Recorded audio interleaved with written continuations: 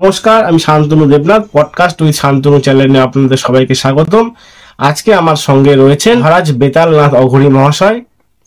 আমরা তার থেকে আজকে তন্ত্র এবং কিছু ভৌতিক ঘটনা জানবো এবং তার জীবনের সাথে ঘটে যাওয়া কিছু ঘটনাও তিনি আজকে আমাদের সাথে শেয়ার করবেন। প্রেতাত্মারাই কি আমাদের দিয়ে পৈশাচিক কাজকর্মগুলো করায়?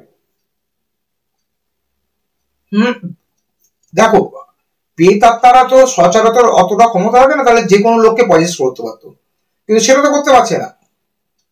বিশেষ করে দেখো, দুটো ক্ষেত্রে করা হয়। এক হলো কোনো তান্ত্রিক ক্রিয়ার মাধ্যমে সেই প্রেতকে যদি তোমার শরীরে চালনা করা হয়, আর যদি দ্বিতীয়ত ধরা হয়, যদি কোনো মানুষের উজ্জা নেগে মানে খুব দুর্বল থাকে, উইকনেস থাকে, সেই সব ক্ষেত্রে তোমাকে সে তোমার শরীরটাকে পজেস্ট করে তোমার মাধ্যমে নানা ক্রিয়া করতে পারে। যেমন ধরো, আমি তোমাকে একটা ঘটনা বলছি, ছোট করে তোমাকে শোনাচ্ছি। তোমাকে এই পডকাস্টটা শুরু হওয়ার আগে আমি বলছিলাম, আমি এর আগে এক জায়গায় ভাড়া থাকতাম, ওখানে আমার মন্দিরে ছিল। তো আমি জায়গাটার নাম বলছি না, কারণ বাড়িওয়ালার ব্যক্তিগত জায়গায় হিট করা হবে, সেটা করতে চাই না। তো আমি যে ঘরটায় থাকতাম, ওই ঘরটায় বাড়িওয়ালার শ্বশুর গলা দড়িয়ে মারা গেছিলেন। আর আমি যে ঘর থেকে বেরাচ্ছি, গেটের মুখেই শাশুড়ি হঠাৎ হোঁচটকে পড়ে মারা যায়। এবং তার লাগোয়া যে বাথরুমটা আছে, সেখানে একটা ভাড়াটিয়া থাকতেন, তার বাবা বাথরুমে যায় এবং তার মৃতদেহটাই বাইরে আসে। কিন্তু এই তিনটের মৃত্যু রহস্য আজ পর্যন্ত কেউ জানে না। আমরা যখন ভাড়া নিয়েছিলাম তখন এই কথা বলা হয়নি। আর পাড়াটা সত্যিকারে নির্ঝুম, কেউ কারোর সাথে কথা বলে না। আর চতুর্দিকটা ওই জঙ্গল টাইপের হয়ে রয়েছে, সেই জন্য ওই কারোর সাথে অতটা মিল নেই। আর বাড়িওয়ালা প্রথম থেকে আমাদের বলতো কারোর সাথে কথা বলবেন না, সমস্যা হতে পারে। যাই হোক, আমরা সেভাবে যোগাযোগ করতে পারিনি। কিন্তু যেহেতু আমার শাশুড়ি আমাদের কাছে অসুস্থতার কারণে কিছুদিন এসে মাঝে মাঝে থাকতে সে সময়, তো আমার শাশুড়ি কিছু শারীরিক খুব দুর্বল হয়ে পড়েছিলেন, খাওয়া দাওয়া টোটালি বন্ধ ছিল। তো ওনাকে পজেস্ট করে রাত্রি 12:30 নাগাদ। আজকে আমি নিজের চোখে দেখা, যেই মানুষটা ঠিক 5 মিনিট উঠে দাঁড়িয়ে থাকতে পারে না, সেই মানুষটা, আমার মায়ের ওজন 140 কিলো, আমি, আমার শ্বশুর মশাই, আমার বউ, 4জন ধরে রেখেছি, 4জনকে চারদিকে ছিটকে ফেলে দিচ্ছে লাথি মারছে। এই শক্তিটা কোথায় থেকে আসছে? দ্বিতীয় কথা হলো, উনি যে কথাগুলো বলছে ওনার জানার ব্যাপারই না, কারণ আমরাই জানি না। বাড়িওয়ালা আমাকে কোনোদিন বলেনি। বাড়িওয়ালা বলেছে আমার শ্বশুর আত্মহত্যা করেছে, কিন্তু ওটা বাইরে ওদের একটা বাগান রয়েছে, বাগানের মধ্যে। কিন্তু ওই ঘরে যে করেছে, তারপরে আরো যে দুটো মৃত্যু হয়েছে, সেসব কথা তো আমি আমার শাশুড়ি মুখ থেকে জানতে পারি। তাহলে এটাকে আমি পজেস্ট ছাড়া কি বলবো? তাহলে নিশ্চয়ই ওই আত্মাগুলো ওনার মধ্যে প্রবেশ করে ওনাকে দিয়ে পজেস্ট করা হয়েছে। আমি রাত্রি 2.5 থেকে 4 ঘন্টা আমি আত্মার কাছে ছাড়ানোর চেষ্টা করেছি, এতটা স্ট্রং ছিল। লাস্টে 45 মিনিট 2 কেজি চাল থালা চালান করার মাধ্যমে শরীর থেকে আমি নেগেটিভ এনার্জিটাকে বাইরে করি। আমার শরীরের উপর আঘাত করা হয়েছে, উনি ওই শরীরের মধ্যে আমাকে খিমচে মেরে মুড়ে একাকার করেছে। এই শক্তিটা পেলো কোথায়? একটা নমিনালি তুমি চিন্তা করো, একটা মানুষ যে উঠতে পারে না, দীর্ঘদিন খায় না, বিছানায় পুরো মানে বিলীন হয়ে রয়েছে, সেই মানুষটা হঠাৎ অত পৈশাচিক ক্ষমতা পেলো কোথা থেকে? তার শক্তিটা আসলো কোথা থেকে? তা এটা পারিস না। মানুষ সুসাইড করে, সুসাইডের আগে যদি কারো নাম লিখে যায়, ঠিক আছে, তাহলে সে কি শাস্তি পায়? দেখো, শাস্তি তো পায় না। আমাদের ভারতীয় সংবিধানে তো মানে কয়েক বছরে শাস্তি হয়। এমন ঘটনা 13 বছর জেল খেটেছে, তারপরে তাকে দোষী সাব্যস্ত করা হয়েছে। আবার এমন দেখা যাচ্ছে যে যাবজ্জীবনে কয়েক মাসে আগে তার হঠাৎ রায় বেরালো যে সে নির্দোষ। তো এখানে দোষ নির্দোষের ব্যাপার না, কিন্তু যদি সেই যে সুইসাইড করছে তার আত্মা যদি ক্ষমতা থাকে, পাওয়ারফুল হয়, তাহলে সেই তার বদলা নিয়ে নেয়। কারণ একটা জিনিস জানবে, আমাদের যে জীবদ্দশা, এই আত্মার ব্যাপারটা ক্লিয়ারেন্স তোমাকে দিই। লোকে বলে ভূত কখন হয়? আত্মা তো একটা, ধরো ব্যাটারি, তুমি একটা মোবাইল কিনলে, মোবাইলটা একটা নর্মালি ইউজ করতে করতে 4-5 বছর পর তোমার ব্যাটারিটা খারাপ হলো, তখন কিন্তু ব্যাটারিটা খতরনাক না। কিন্তু সবে তুমি নিয়ে এসছো, কোনো কারণে বাড়িতে শর্ট সার্কিট বা কোনো কারণের দ্বারা ব্যাটারিটা বাস্ট করলো, ওই ব্যাটারিটা কিন্তু তোমার ক্ষতিদায়ক। তার মানে কথাটা কি বললাম, যে ব্যাটারি কিন্তু একটা জীবদ্দশা ছিল, সেই জীবদ্দশা কমপ্লিট করে খারাপ হয়েছে, তাহলে কিন্তু তখন ওই ব্যাটারিটা খতরনাক না। কিন্তু কোনো কারণে যদি তোমার জীবদ্দশার আগে সেই ব্যাটারিটা চলে যায়, মানে তার এক্সপায়ার লিমিটের আগে যদি নষ্ট হয়, তখন সে কিন্তু বিপজ্জনক। সেরকম আত্মা, ধরো আমার একটা ভাগ্য দশায় লেখা রয়েছে, আমার পুষ্টিতে বা আমার আমার ভাগ্যে লেখা রয়েছে যে আমি 80 বছর বাঁচবো, 70 বছর বাঁচবো, এই নক্ষত্রে, পুষ্য নক্ষত্রে বা এই নক্ষত্রে এই সময় আমাদের একটা মৃত্যু হওয়ার একটা সম্ভাবনা আছে।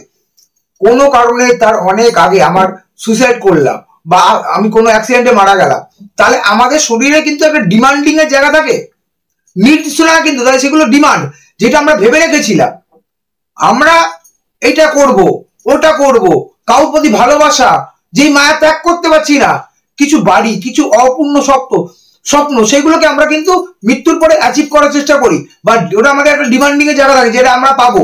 That time this soul or spirit is a very dangerous for everyone. আর তখন ওরা খুব সেলফিশ হয়, তখন কাছের মানুষগুলোকেও তারা আঘাত করতে ছাড়ে না তাদের ওই অ্যাচিভমেন্ট করার জন্য।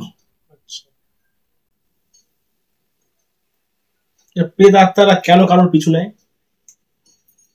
দেখো, প্রেত আত্মা অনেক কারণের পিছু নেয়, কতগুলো কারণ বলছি। এক হলো, তোমার মধ্যে যদি প্রেত আত্মা কখনো দেখতে পারে যে তোমার দ্বারা তার মুক্তির পথ আছে, বা কোনো ভাবে তুমি তোমার মধ্যে একটা এমন শক্তি আছে, কোনো তান্ত্রিক নয়, তুমি কোনো সাধক নয়, কিন্তু ঐশ্বরিক তোমার একটা ক্ষমতা আছে, যার সংস্পর্শে আসলে হয়তো সেই আত্মাটা ভালো থাকবে বা তার মুক্তি হবে, সেই কারণে নেয়। কিছু সময় তারা শরীরের একটা, কিছু পিসাচ আছে তাদের শরীরে একটা নেশা থাকে, সেই শরীরটাকে মানে যেটা তোমাকে বলতে পারি যে কাম বা একটা কাম উদ্দীপনা থাকে পিসাচদের, সেটার জন্য অনেক সময় করে, তারা রক্তের জন্য করে, নানা রকম কারণ আছে। মানে স্পেসিফিক্যালি তুমি একটা বলতে পারো একটা লিস্ট অফ চার্ট, কি পিসাচ কেন পেছনে নেয় বা প্রেত কেন পেছনে নেয়।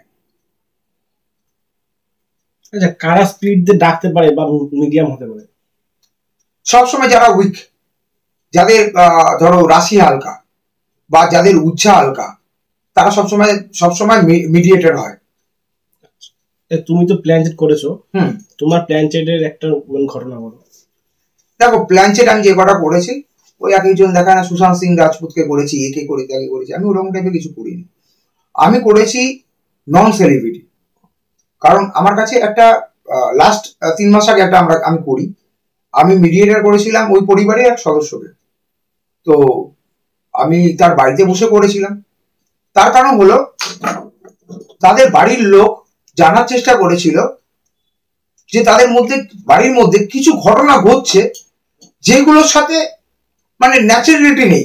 রাত্রির একটা হঠাৎ করে এমন টাইম বেল বেজে উঠছে, তারা চমকে উঠছে, বাড়িতে এমন কোনো একটা টাইম এমন কিছু ঘটনা ঘটছে যেগুলো আনওয়ান্টেড, কিন্তু কোনোদিন আগে হতো না, কিন্তু মৃত্যুর পর থেকে হচ্ছে। তখন তারা প্রথমে ভেবেছিল মানে তাদের প্রথম থেকে সাসপেক্ট ছিল যে তাদের বাড়িতে মারা গেছে ওই এন্টিটিটাই এগুলো করছে। তো সেই ক্ষেত্রে তার পরিবারের যিনি মারা গেছিলেন তাকে আমি আনি এবং প্ল্যানচেট করি, এবং প্ল্যানচেটে যেটা হয় অক্ষরের দ্বারা, অক্ষর ইয়েস নো যে ক্যালকুলেশন থাকে, আমার একটা বোর্ড চার্ট আছে, পরে আমি দেখাবো, ওই বোর্ড চার্ট আর পেন্ডুলামকে ইউজ করিয়ে প্লাস একটা মিডিয়েটরকে দিয়ে আমি কাজটা করিয়েছিলাম।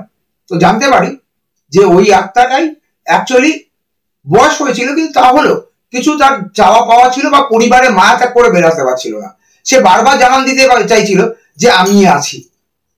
তো ক্ষতিকারক ছিল না, কিন্তু সে পরিবারকে চাইছিল। তারপরে তাকে বলেছিলাম তোমার মুক্তি কি করে হবে, তখন সে বললো যে আমার মুক্তি একটা জিনিসেই, যে আমার বাড়ি খুব আমি ভালোবাসতাম, বাড়ির কিছু জিনিস আমি রক্ষণাবেক্ষণের চেষ্টা করেছিলাম যেগুলো আমার পরিবার কোনোদিন করতে দেয়নি, সেগুলোকে করতে হবে, আমার পিণ্ডদান করতে হবে। আমার সেই ক্লায়েন্টকে এই 15 দিন আগে আমি পাঠিয়েছি ইয়েতে, তোমার যেহেতু পিতৃপক্ষ চলছে এখন, তো সেই কারণে আমি পাঠিয়েছি তোমার গয়াতে। এখন উনি পিণ্ড কাজ করছে, আজকে 8-9 দিন হয়ে গেছে উনি ওখানে রয়েছে। আশা করি মুক্তি পাবে, ঈশ্বরের কাছে সবসময় চাই।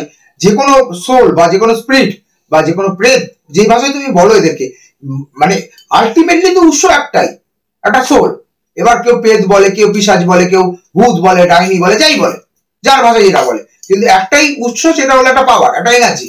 তো তার মুক্তিটা সবসময় আমাদের কাম্য হওয়া উচিত, কারণ তাদের একটা খুব বেদনাদায়ক জীবন থাকে, মানে মৃত্যুর পরে একটা বেদনাদায়ক একটা দুনিয়া তৈরি হয় যেটা ওরা ভোগ করতে পারে না বা প্রচন্ড কষ্ট পায়, সেই জায়গা থেকে তারা মুক্তি চায় বারবার।